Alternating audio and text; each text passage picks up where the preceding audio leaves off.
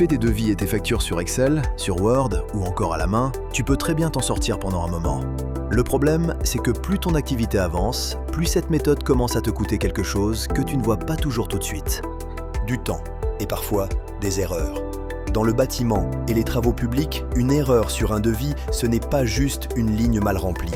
Ça peut être une mauvaise quantité, un oubli de main-d'œuvre, une taxe mal appliquée, une facture envoyée trop tard, ou un chantier accepté avec une marge beaucoup plus faible que prévu. Et c'est souvent là que la question arrive. Est-ce qu'il vaut mieux continuer avec Excel ou passer sur un vrai logiciel de devis et de facturation pensé pour les artisans du bâtiment? La réponse courte, c'est que ça dépend de ton niveau d'activité. Mais la vraie réponse, celle qui peut t'éviter beaucoup de pertes de temps, c'est qu'il y a un moment où Excel devient plus risqué qu'utile. Au début, Excel a un avantage évident. Tu connais déjà l'outil. Tu peux modifier tes lignes comme tu veux. Tu n'as pas besoin de changer tes habitudes. Et si tu fais peu de devis, ça peut suffire. Mais dès que tu commences à envoyer plusieurs devis par semaine, à gérer des acomptes, des factures d'avancement, des relances ou plusieurs chantiers en même temps, Excel devient vite un système fragile. Parce qu'Excel ne te rappelle pas qu'un devis est resté sans réponse. Excel ne t'empêche pas d'oublier une ligne importante. Excel ne suit pas naturellement tes factures payées et impayées. Excel ne centralise pas toujours tes clients, tes chantiers, tes documents, tes modèles et ton historique. Et surtout, Excel dépend énormément de ta rigueur du jour.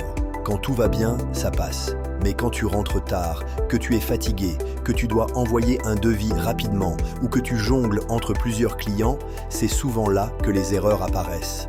Un logiciel spécialisé, lui, n'est pas magique. Il ne va pas gérer ton entreprise à ta place. Mais il peut enlever une grosse partie du désordre. L'intérêt principal, ce n'est pas seulement de faire une belle facture, c'est de réduire les frictions. Tu retrouves plus vite un client, tu repars d'un ancien devis, tu transformes un devis accepté en facture. Tu vois ce qui est payé, ce qui ne l'est pas et ce qui doit être relancé. Et pour un artisan, cette différence devient énorme quand elle se répète tous les jours. 1 minute gagnée ici, 5 minutes gagnées là, une erreur évitée sur un devis, une facture envoyée plus vite, un client relancé au bon moment. Sur une semaine, ça semble peu. Sur une année, ça peut représenter des dizaines d'heures. Mais attention, ça ne veut pas dire que tous les logiciels se valent. Le mauvais choix peut aussi te faire perdre du temps. Si l'outil est trop compliqué, si tu dois chercher chaque bouton, si les modèles ne correspondent pas à ton métier ou si tu passes plus de temps à comprendre le logiciel qu'à faire ton devis, alors tu n'as rien gagné. Pour choisir correctement, je regarderai 5 choses simples. La première, c'est la facilité pour créer un devis propre. Si tu dois réfléchir pendant 10 minutes avant de trouver comment ajouter une ligne, ce n'est pas bon signe. La deuxième, c'est la transformation du devis en facture. Dans un bon outil, cette étape doit être fluide. Tu ne dois pas avoir à tout recopier. La troisième, c'est le suivi des paiements. Tu dois voir rapidement ce qui est réglé, ce qui est en attente et ce qui mérite une relance. La quatrième, c'est l'adaptation au métier du bâtiment. Les besoins d'un artisan ne sont pas toujours les mêmes que ceux d'un commerce classique. Il faut pouvoir gérer des prestations, des matériaux, de la main-d'œuvre, des acomptes et parfois plusieurs étapes de facturation. La cinquième, c'est la clarté. Un bon logiciel doit te donner l'impression que ton activité devient plus lisible, pas plus compliquée.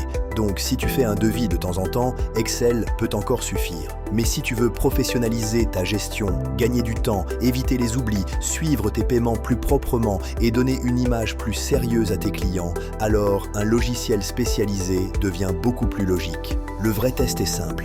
Quand tu termines une journée de chantier, est-ce que tu as encore l'énergie de gérer tes devis et tes factures proprement avec ta méthode actuelle? Si la réponse est oui, tu peux continuer comme ça. Si la réponse est non, ce n'est peut-être pas toi le problème. C'est peut-être ton système qui n'est plus adapté à ton activité. Et dans ce cas, passer d'Excel à un vrai logiciel n'est pas seulement une question de confort. C'est une façon de remettre de l'ordre dans ton entreprise, de perdre moins de temps sur l'administratif et de garder plus d'énergie pour ton vrai métier.